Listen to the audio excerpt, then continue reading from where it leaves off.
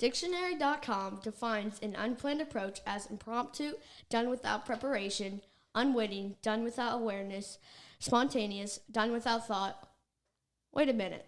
That means you guys don't have a plan? No.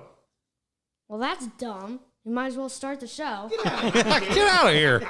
One of my junior college buddies ended up going to Coastal Carolina, and he got drafted by the Reds in the 14th round. Really good friend of mine. Awesome dude, man. Just tried out at NES State and got cut. And then when he went to Lincoln Trail with me, Bob Warren. Yeah, Bourne tried to recruit him after his sophomore year. After he was left-handed, 6'4", right? Minimal effort, just could scratch his feet. It was like Grape Ape. That's what we used to call him. Right. He's self-proclaimed. This is where it is funny. He gave himself a self-proclaimed nickname, and I didn't know it until I picked up his hat one time to run it out to him, and it said Ice on it. And I go, Ice. Who's Ice? And he goes, it's me, man. I'm the Ice Man. I go, really? Who gave you that? And he goes, well, I kind of call myself that. I go, don't be that guy. Don't be that guy. You don't give yourself a nickname. I've busted his balls since, and I always call him Ice Man. I would too. I'd never stop. Hey, Ice Man. In class, Iceman knows over here. And he's wrong, probably. And he's probably wrong, right. But two stories about him. One, when I was playing in summer ball, he was playing from Indy too, so he was playing on that team. And he was I was in left field, and he was pitching. And when I'm playing, I'm like, here we go, big kid. I'm talking. That's good. You got a nice pitch. Da, da, da, da. And at one point, I bet you're nonstop on the field. Well, I'm nonstop coaching. Right. I'm constant. Constant. I talk a lot, but yeah. Oh, dude, we were at my daughter's game against pitching, and my wife finally looked at me and said, you just can't help yourself. No. I said, I can't. I just always talking to myself about the game.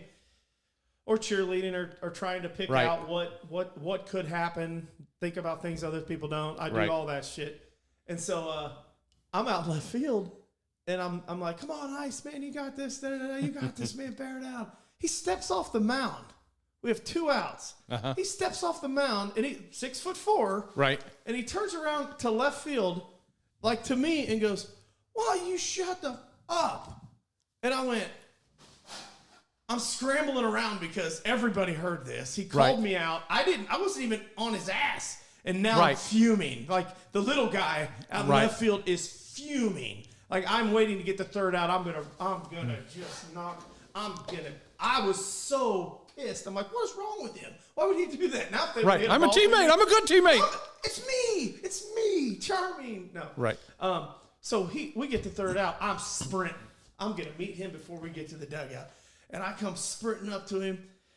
And I'm like, right as I get ready to just tear into his ass, he goes, "Hey, man, I'm sorry. That was inappropriate. I shouldn't have done that. I should have never done that." Now I hate you a little bit. Yeah. Well, you don't ever let that happen again. Don't do that, man. I was like, made me mad. Where did that come from? That's funny. But he was also the guy that when he was pitching with the Reds in the single A organization, he was with the Clinton Lumber Kings, Clinton, Iowa. And he came back to Fort Wayne to play the Wizards. Okay. And I was up there in grad school. So we went to the game. Me and a couple buddies went to the game. Well, they played Friday, Saturday, Sunday. Friday we couldn't go. Saturday he pitched. Okay. He did relief. He was a 2-inning middle relief. Okay. So we take him out and we get wrecked. I mean wrecked. And we drop him off and he says, "Don't drop me off in front. Just drop me off in the parking lot. I'll walk." And all right. So we drop him off at the end of we watch him. He's doing that drunken sailor walk, where he's throwing up every, Oh, yeah, he's that's in the the best. bushes. He just looks, and we're laughing. We're dying laughing, but we're pretty confident he won't have to throw, right? Right.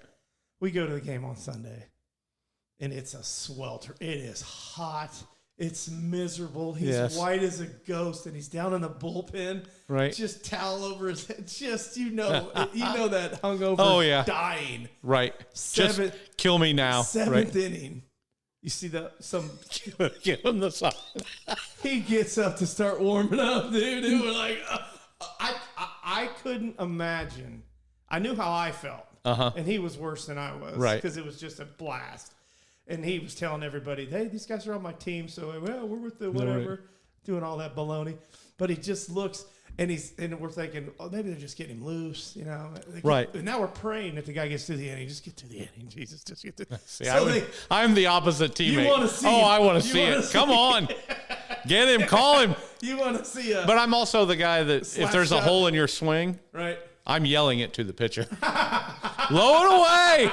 He's a whore. He can't hit it. Low it away. It's like slap shot. And then I just laugh. When he hits him, he's gonna piss himself. Oh, he's drunk as hell out there. So Right. they call him in.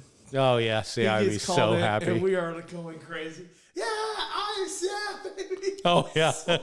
Dude, and he throws it 50 feet. Hasn't thrown a pitch. He's just sweating. To his credit, whatever he had to do to get through it, he got through the 2 batters he had to face. And they were screaming for him when he comes off, and he can't even lift his head up. Crawls underneath a toilet. He's like, I can come back out there in my skip. No, you're good. All right.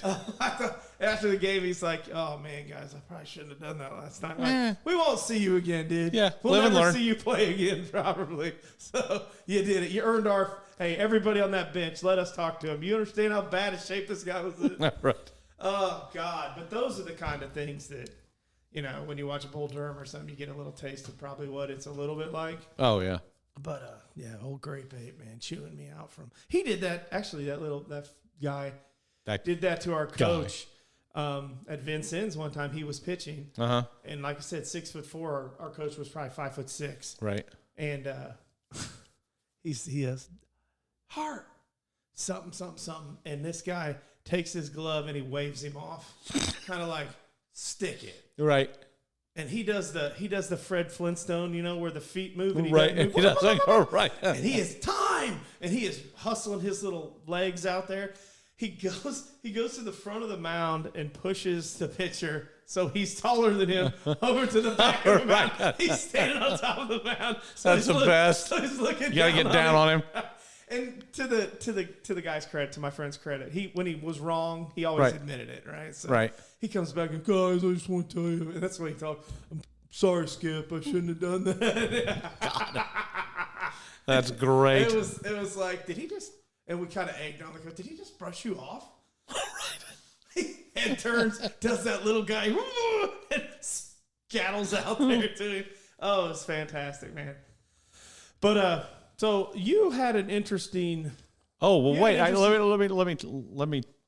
So you put me in mind of a story. Okay. This is from a long time ago, but still funny story. You were talking about dropping off at the porch, right? Right. He didn't want to be dropped off at the porch. So when I was young, early 20s. No. Early 20s. 12.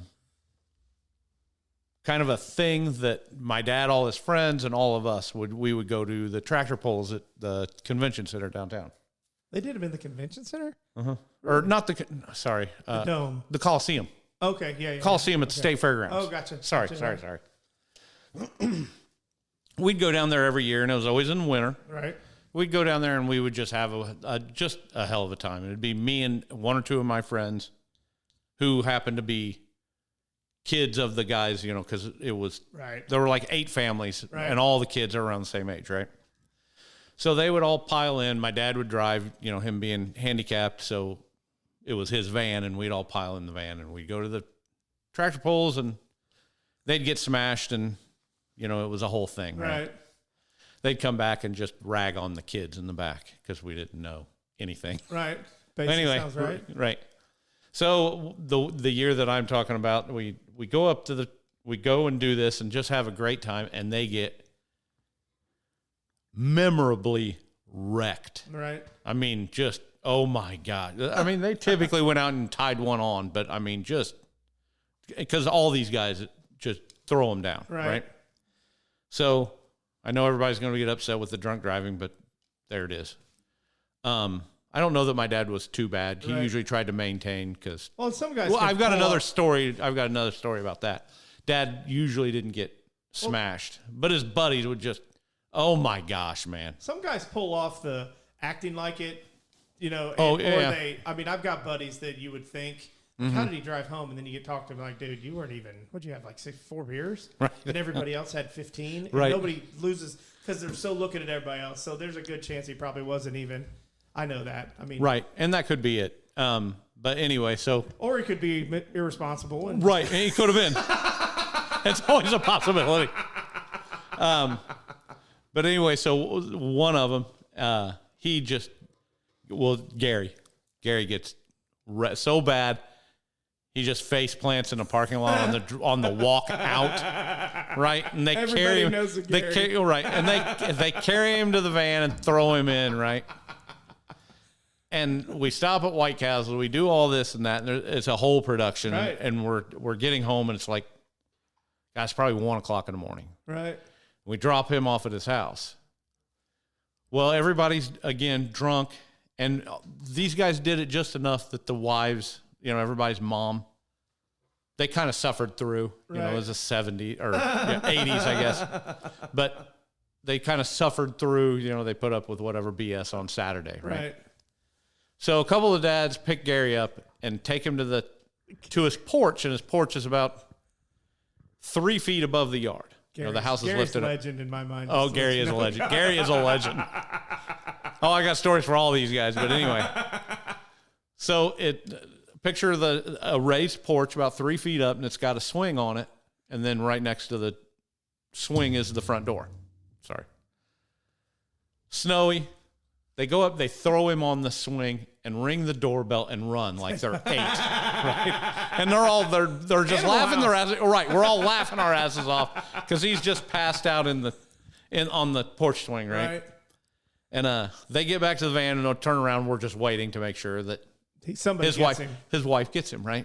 So we see the porch light come on. She opens the door and looks at us, and then looks to the left of the porch swing. And he's out, right? And then she looks at us again, closes the door, turns off the light. Oh, shit. And so we laugh even more. And at that moment, it's like the light switch went off, and he switched on. Oh, God. So he's, picture him like completely laid over. He sits straight up, and then he stands up, and he looks at us and kind of squints at the van. And then Smith, one of the guys' last name is Smith. He starts waving his arms and doing a little dance and yelling, "Smith sucks donkey dicks." Right? And he's just doing, "Smith sucks donkey dicks, Smith sucks donkey dicks," right? And then he stumbles and falls off the porch. Where's the ring camera when you need it? So we're laughing. We are laughing so hard. Porch light comes back on. Door opens. She looks out, sees him, looks at us, closes the door again, turns the porch light back on. And we left. And he didn't freeze to death. No, we saw him the next day. Story. That's good stuff. Yeah. Well, so anytime I hear somebody talk about getting dropped off on a porch, I always think of that. Well, I'll never not see that in my head. So one of the 3 greatest stories, and this person will come on and tell it at some point himself, but my cousin got dropped off at his mom's house one time after he'd been drinking with his buddies, and they left him on the porch and just kind of put him up against the door. Right. Just lean him there. He's okay. He fell asleep. Well, when his mom opened the door the next day to get the paper or something, he kind of falls into the entryway. And it had dewed that night, like dew. Right. So he had dew on his eye, and it had frozen. So his eyelashes were frozen, and he pissed himself. He falls in, and my aunt kind of kicks him a little bit with her foot, like, "Hey," and he goes. He stumbles to wake up, and he rolls over, and he goes to open his eyes, and they're frozen shut. Right? And he goes, "Mom, I'm blind! I can't see." His eyelashes were frozen. That's great. Together. He's rubbing his eyes. There's nothing worse. And he's like, "And my pants are crunchy." What do I do? He pissed his pants. It had frozen. Oh, that's right. Well, that was to keep him warm. But could you imagine? I mean, I can picture. He's like, blind! I can't see. He was dead serious about it. His mom's like, "Get in the house. Just get in the house. Get in the house." Right. That's great. I've never been in that situation, although back in the day when I was single at my first house, we'd go to the bars and then we'd go to Steak and Shake. Steak and Shake, we could walk back to my house through my neighborhood. Right.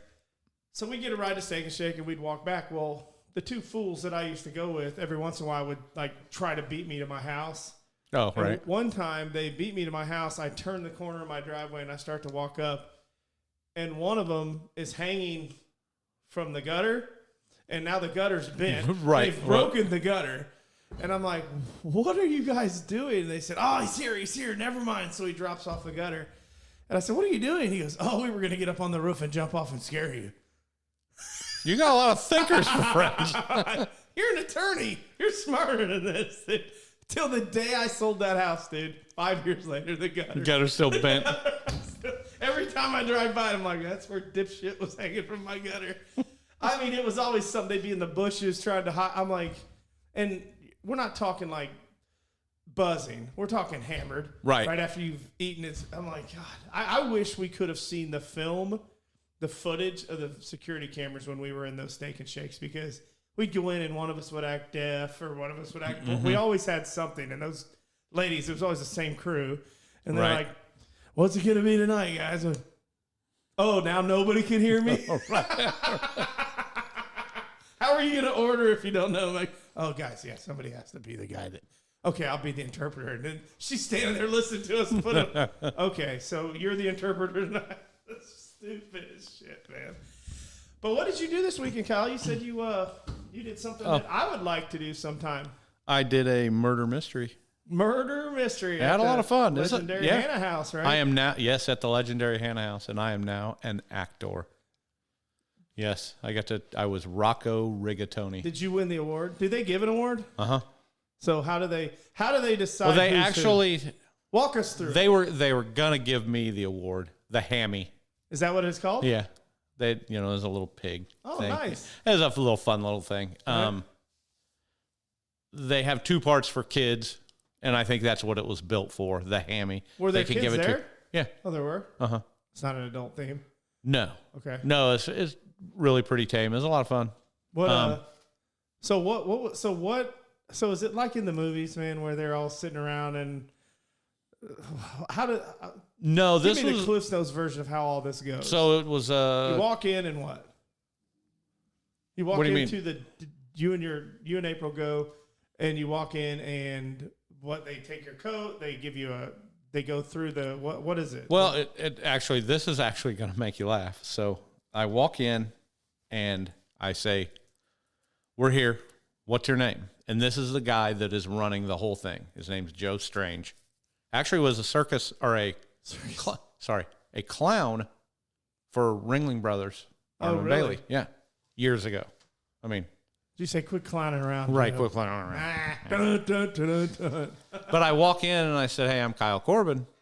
And he looks at he goes, "Oh, you're a podcaster, aren't you?" How awesome is that? Hey, that's awesome, because he's one of the 15 people that is tuned in, right? Well, he has not tuned in. Yeah, right. Joe? No, what he did. So what Joe did was, because I used our email to send the tickets to. I saw the receipt. You should write it off. Maybe. Business. Now we business gotta expense. LLC this. Right. And I'll have a different, I got more to this, but so he sees that email and is instantly curious and types it in and finds out that it's a podcast. Right. And he said he subscribed to it, but he's like, "You're a podcaster, right?" And I said, "Yeah." And he goes, "So you talk?" And I was like, sort of. Yeah. So I said, sometimes I can get a word in when Jason takes a breath. He says, "Go put that dress on. You're going to be the lead." No, I think I got the biggest speaking part in it. Nice. Right. He wants us to pump his stuff on this. So what was it called? It was a murder mystery set in the 20s. It was kind of a Back to the Future kind of a thing. Really? Was it a corporation? Does he have a company he does or anything? I think it's what it was called. I think it's a company that he does, but I think it's a pretty small, because really it was only a small group. 2 people really that had any more speaking parts than me. Oh, okay. So it was a lot of audience participation. Mystery Cafe. There you go, Mystery Cafe. And he's got 2 or 3 different murder mysteries. We did the like I said, a murder in the Roaring 20s. So did they give you costumes, or were you supposed to dress up going into it? Well, and there's where I'm going to gripe. So on the invitation, it said, "We encourage you to dress up." So we dressed up, and I went with Ann, who was on here, Ann and her husband, Roy. No. I mean, because I know it's not official, but anyway, her and Roy go, and we all dressed up, right? And then there were 3 women that walked in, and they sat at our table because we were the only ones dressed up, right? Well, I didn't understand. I mean, why would you go do something like that and not get in costume? Yeah, are you joking? Well, I mean, some kind of costume. You want me? Hold on. Did you order this? No. Get Yes. out. What is it? It says Jason Jaffe. Are we gonna have a live taste testing? Wait a minute. Yeah, someone DoorDashed us. We had to pause because someone sent him Crumbl. That's awesome. Are we still on the air? Yeah. This is a joke. I did not do this. You are lying. I promise you. I did not. The look on his face, I would say he's not lying. She just said, there was an Indian guy who came up to our thing with the She said, why is someone door dashing Crumbl cookie to our door? And then she said, it says Jason Jaffe. That's awesome. Somebody thinks that you need a retry because you kind of crapped on Crumbl. Yes, you did. I thought. Yes, you did. So I'm thinking redemption is what is needed. So we need to video my second one? Right. Well, either that or just try it and do it right now. Are you because joking me? this crap. Are these the same ones? No, those are different. Every week. That's awesome. This is different. No, this is Every week, it's different. I will say if Crumbl sends me anything, I will eat it and enjoy it. I'm Kyle. I like some Crumbl cookie. My address is. It's got to be somebody that knows you, because how would they know to send it here? Who did that? Who would have done I have no idea. You didn't do that, did you? No, I think that's hilarious, though. Wait, they would have to know your address. How did you know that somebody was coming to the door? I saw him coming, the Indian. He had a thing on his head. And he was walking with the thing. Was it?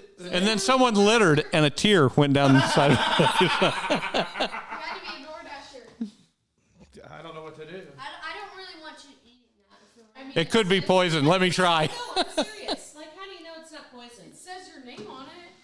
I don't know. How would somebody know? I say it's poison. Give me the box. I will take it. I will taste test it for you. Kyle's gonna do his. Kyle, you want some free Crumbl? Right. Well, who doesn't? Yeah. Hey, Do a take. video, though, really. So it would have to be somebody that knows you, though, to send to your house. We only have right? like 4 How people. about Have. we neighbor review? There's only been. Have you seen our audience? We're like the numbers on the right. You think World somebody domination. from Mogadishu Hey, sent that to me? 38 countries. 38 countries, people. 38 countries. Maybe that's Yeah, why. Give us permission to try something. Yeah, try it. Do it. Click the QR code. Well, try it and wait 15 minutes and then bring it down. Click the QR code and see if it has. serious? I did not. Why would I send my? I wouldn't waste the money on that. Why would I wouldn't have thought of it. Did you? But it's genius. It's a genius idea. Did Mandy do it? I have no idea. It's a genius idea. I love it. Whoever did it's coming on. It's brilliant. It's brilliant. Yeah, I'm a super fan of whoever did this. Unless it's poison. Either way, then it'll just be me and them. I'm just wondering who would spend the money. Like, Well, that can't be. No way. I mean, that's probably $20, right? yeah. There's no way Crumbl Cookies sent that. No way they looked Why? and saw it. How would they, dude? Like, Somebody knows somebody, and they said, "Hey, man, he took a dump on your store," and they're like, "I'm not having it." well, now I mean, okay, so I'm. So anybody I'm a wants to whore. send me anything, I don't like any of your stuff till it gets here. I really hate the Ninja Creamy. Right. The ice cream maker. I've got one of those. Do you? Yeah. Is it cool as it looks? I don't know. You don't use it? I haven't. I've not used it. Do you want to do a review on it? We can. I told Ninja that I'm done with their products until they give us one to try. And what did they say? Crickets? Because You they know don't what? care. It's weird. They didn't get back to me. Yeah, that's weird. I've gotten more interest from the Mystery Cafe guy. Right. But yeah, the Mystery Cafe guy. So to get back to that, it wasn't like an expensive show, but it was. You get the show and you get dinner. You know how that goes. Right. Beef and boards and all that. So it's not a $10 ticket. And I'm thinking, why wouldn't you dress up? At least dress up. We Right. have people in just jeans and a t-shirt. Right. Like that to me, that They is don't wanna part of the participate. fun. Right. Yeah. Why wouldn't you? I mean, Yeah. the whole part. Did everybody have a part? Everybody knows is a room of, say, probably 24, 26, somewhere in there. So 26 people. And 7 were dressed. And so and our group was 4 of it. I wouldn't feel comfortable taking a part if I wasn't dressed up for it, unless I thought, did it say in the instructions or anything? It didn't say we'll provide costumes. It said no. You're dress up. It said, if you look it up, it says we encourage you to dress up. Right. Yeah. I mean, so how that would be hard for a award-winning thespian like myself. Like yourself. You think I'm kidding? I'm sure. Indianapolis Encore Award winner right here, Kyle. You know what that is? It's prestigious. Is what. Do you know what an encore? No, award but is? I know that it's a big deal. You're kind of a big deal. Well, you're getting Crumbl cookies. You're winning awards. It's a major award for everybody out there. It's like a leg lamp, sort of, but different. Maybe it's a major award. Fisher's got a bowling alley. I think it's from Where France. are we going to put a bowling alley? Well, it's not going to be a whole bowling alley. No, so an encore award is the Indianapolis Civic Theater. So for regular Joes like me and you, right? Well, not me. I don't have the kind of talent you've got. Well, I mean, that goes without saying. You know, this is so hard for me to hear from you, Kyle, because I know you need a lift. You are a gifted Kyle. Thank you very much. There are good things about you. I feel better now. You got better hair than I do. Right, I can get a hat. Well, that's why you got me a hat. Got you a hat so we can both look like me. But so it's a version. It's the Encore Awards are the Tonys for theater for. Now, is this an award you got out of high school, or is this a college? We were in high school, and like 6, 7 of us did a junior production of Lil Abner, which is 7 brides for 7 brothers. Right. And because me and 3 of my buddies we opened the second act with a song, and we did it. It just blew people away. We really hammed it up. It looked probably ridiculously stupid. And so, hey, man, we're sitting at this award deal at the Indiana Roof. Right. And they're like, and special encore award goes to, dude, they called us down. This is no shit. This was one of the neatest things I'd ever seen. We actually had to get up like you do at the Grammys or something, walk down the aisle onto the stage and do our thank yous and stuff. Really? It was crazy, dude. That's fun. So now when I watch the Grammys and stuff, I understand what those guys are feeling. You know how they feel. Stuff. Right. My Civic Encore Award changed my life. Now, see, my acting roles are Rocco Rigatoni in the mystery Let me guess Roaring 20s. It was Italian food. What? It was penny pasta and smoked sausage. Sweet. It was all right. I mean, you're not going for the food. And then I went full. Yeah, I went over the top with it. I think I was the only one that went like, You won an award. You were everybody walked out. Oh, they got it. Everybody. Got every time I spoke, everyone laughed. So I don't know if it was with me or at me. Was my brother there? Right. Was my brother there? Yeah, he was. Genius. Put him in YouTube. Put him on the cast. Right. So it was either that or the caterpillar in Alice in Wonderland. Oh, those are my 2 big acting roles. Yeah. And you thrived at both. Probably did great at both. Yeah, why? Well, you should do voiceover work. You've got a great voice. Right. I fell off the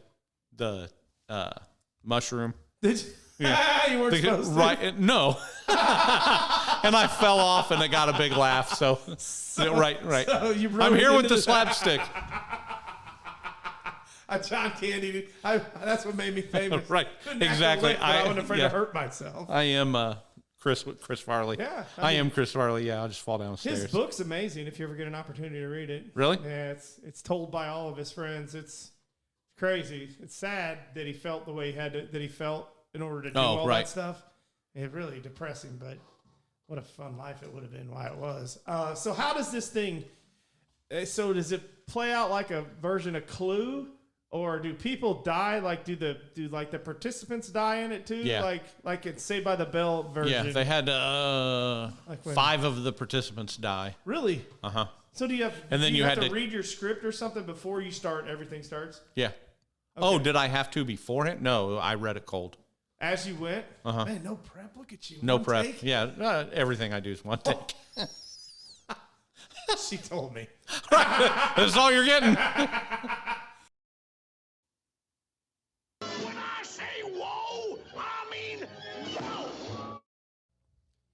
Well, that's the end. Hope you had a blast. If you did, like, follow, comment, and share.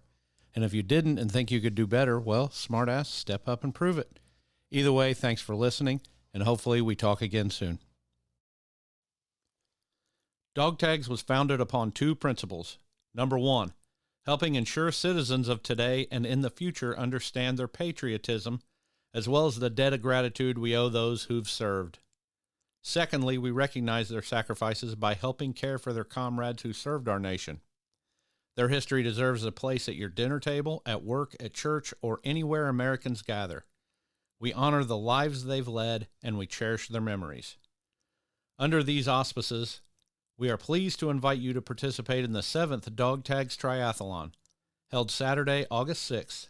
Now, you don't need to run, bike, or swim. Our triathlon is a round of golf, a couple games of bowling, and a cornhole tournament. So come help support those who served our country. I'll have contact info in the show notes, or you can message me and we'll get you sorted out. Thank you for your help.